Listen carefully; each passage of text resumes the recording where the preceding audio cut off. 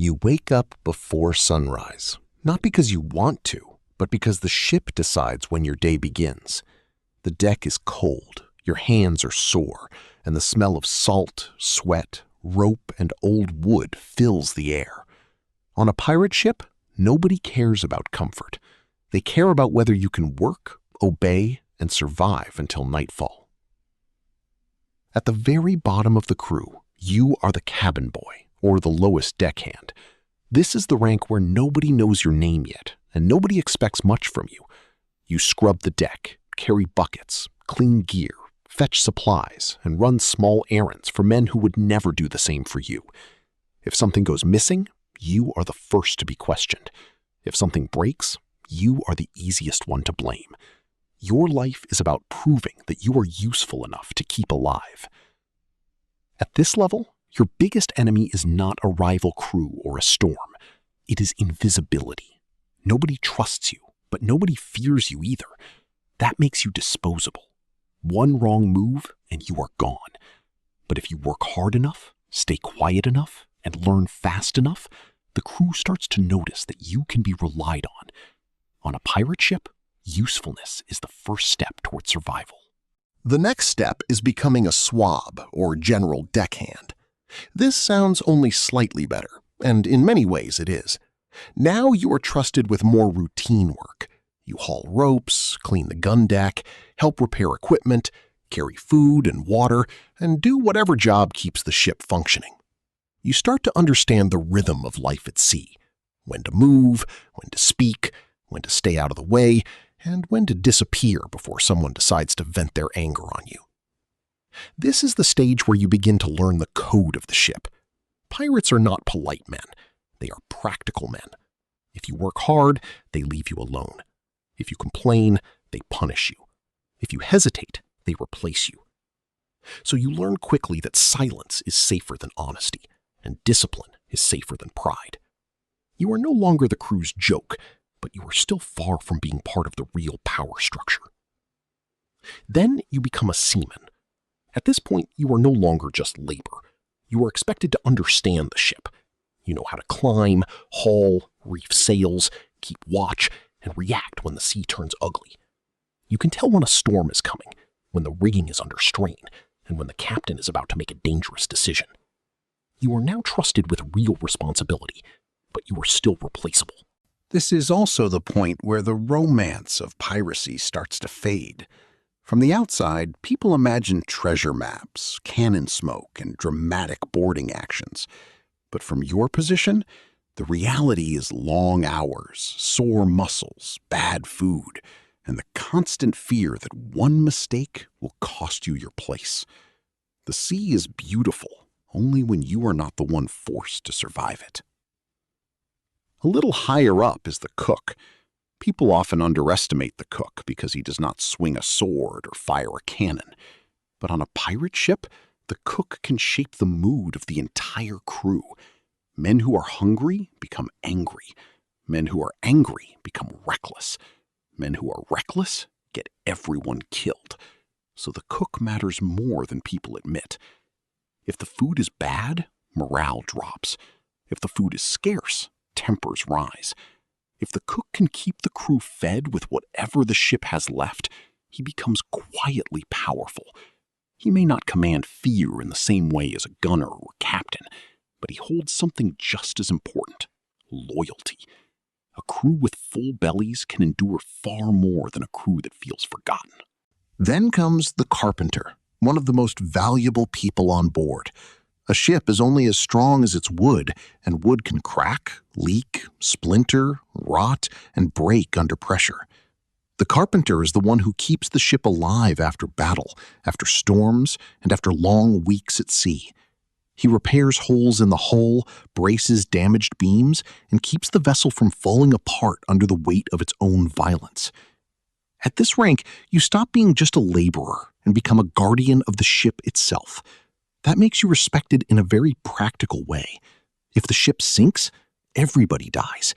If the rigging fails, everybody suffers. If the hull takes on water, the carpenter becomes one of the few men who can keep the crew from turning into drowning sailors in the middle of nowhere. After that, you may rise into the role of gunner. Now the stakes get louder. The gunner is responsible for the ship's firepower, including cannons, powder, shot, and the dangerous calculations that turn a wooden ship into a weapon. This is not a job for careless men. One spark, one bad load, one mistake with powder, and the ship can destroy itself before it ever meets the enemy. The gunner lives close to the edge of disaster every day. But if he does his job well, he can decide battles in moments.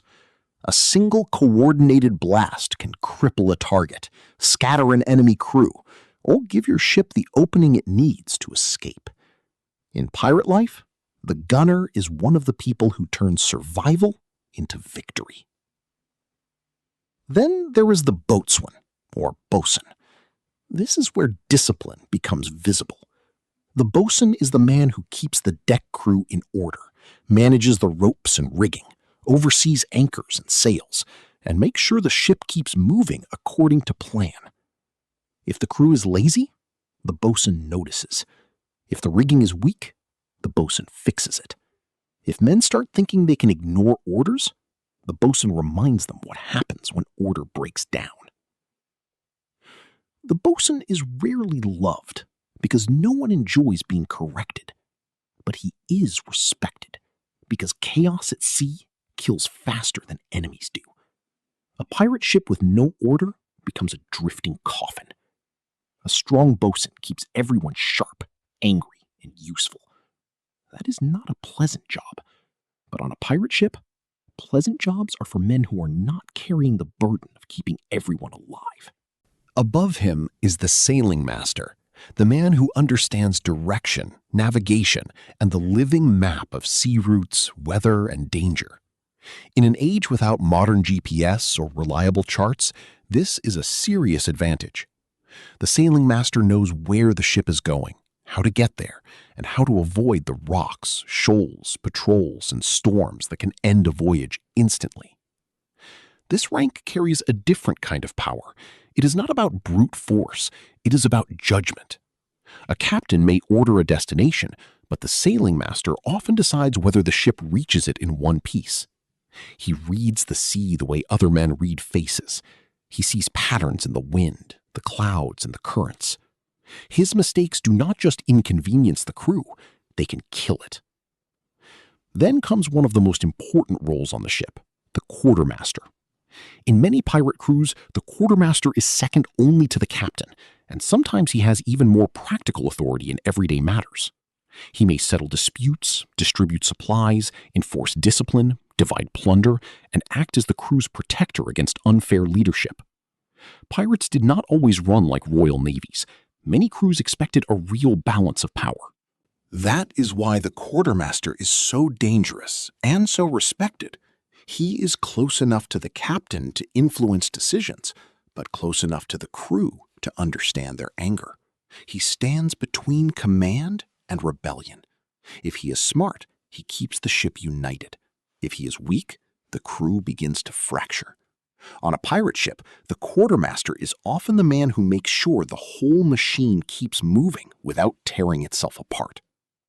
And then, at the top, you reach the captain. This is the name people imagine when they think of pirates. The man with authority, the man at the center of every decision, the man whose word can send the ship into battle or steer it away from danger. But on a pirate ship, the captain is not a king in the normal sense. He is powerful because the crew allows him to be powerful. If he leads well, they follow.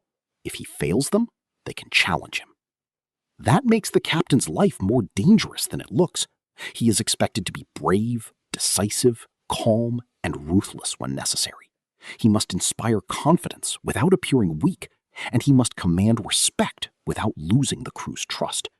He is always under pressure, because every man aboard is watching to see whether he is worth following.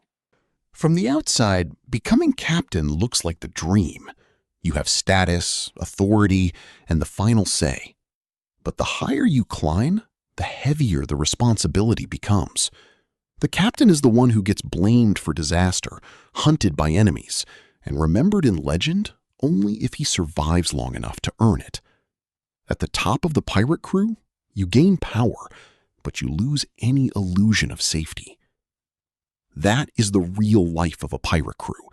It is not a story of endless freedom. It is a ladder built out of danger, labor, fear, and trust that can disappear overnight. Every rank gives you more responsibility and more respect, but it also pulls you deeper into a world where one mistake can send you overboard, literally or otherwise. The deeper you go, the more you realize that pirate life is not about chaos. It is about a brutal order that only works because everyone knows their place. And if you rise high enough, you discover the hardest truth of all. The closer you get to the top, the less room there is to breathe.